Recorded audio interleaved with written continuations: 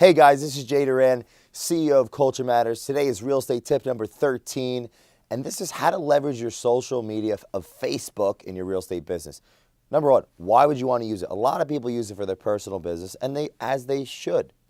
Most want to use it for their business, aren't sure how. Or I talk to agents and they say, yeah, I use it for business, not really personal. And I say, okay, awesome. How much business are you getting from it? Well, and then the conversation goes south because they're not sure how to do it. So let's make this very simple. I want to talk about a rule or a law called Dunbar's Law or Dunbar's number. There was a scientist, I won't go into the details and bore you with it, but basically he figured out that chimpanzees, which we share about 98% of our genes with, have about 150 chimps in their tribes. At the average funeral has 150 humans show up. So correlation, causation.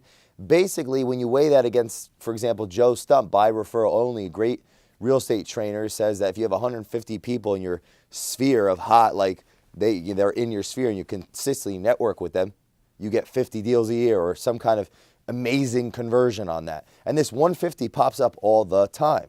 So I was thinking about this the other day, and then after I'll share with you what I did to build up my social media presence very quickly and get business from it on a daily basis. If the rule of 150 is you have 150 people that you could call tomorrow and they're like, hey, what's up? How you doing? And they know your name and they're more than just, someone you bumped up on the street. They're like a friend. If you have 150 friends, basically. And Facebook lets you literally stay in front of 5,000. I guess the question is, how do you stay in front of them? Because if you only post once a day, even if it is about the context of who you are, which is your brand, meaning what consumers believe in you, even if it's about real estate, and it's not pushy, like it's just valuable, and so they know you're in it. If you're only posting once a day, you're not really capitalizing on that 5,000 personal friends. If you don't even have, meaning they'll never see you on the newsfeed, because marketers do kill everything.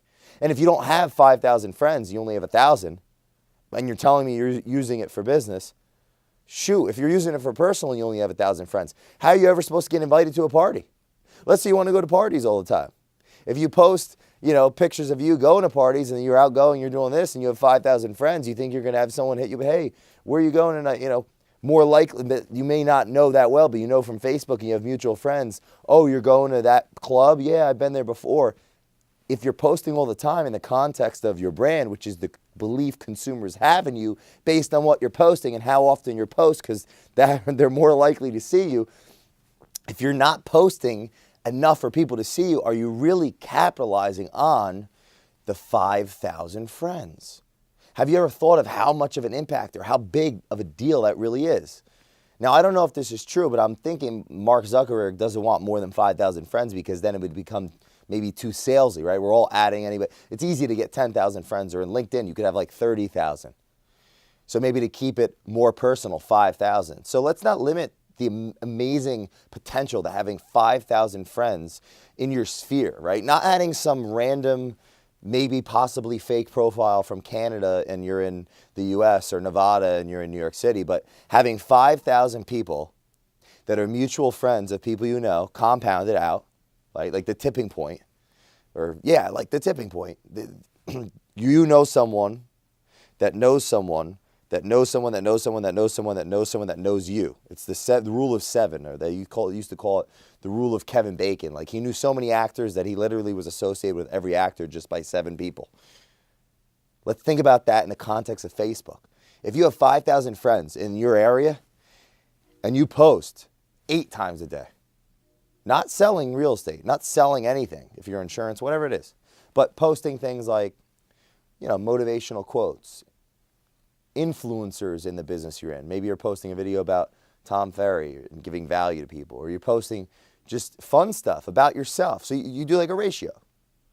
20% funny stuff that's appropriate, 20% about just you, 40% about something of value to people that would make them feel better, but all in the context of your brand, which is the belief consumers have in you. Meaning, when you look at my Facebook, you're going to see a lot of motivational quotes, a lot of books, a lot of leadership, a lot of business development, a lot of sales and communicative stuff, a lot, like 10 to 20 times a day.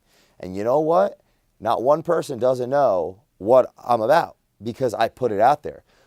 I had a girl the other day message me on Facebook. She was like, well, I want to know more about you because you post all this stuff. It's like, no. Like, what you see is what you get. I read every day nonstop. I work every day nonstop.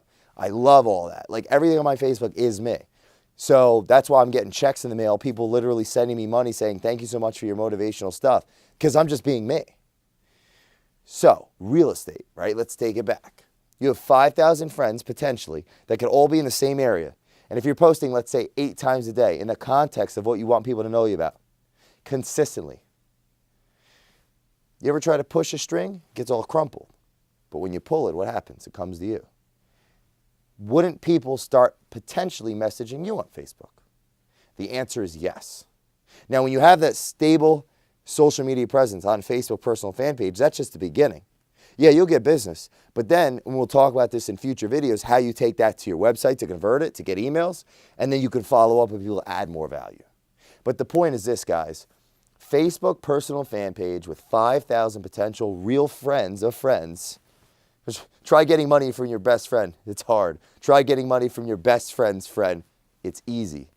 Knowing that, 5,000 Facebook personal friends in an area that all know what you do, how could you not get 50 deals a year? People are doing it. The question is, are you? I hope this was very successfully motivating and inspiring and some how-to knowledge that you could use in your business today, guys. You have a great day.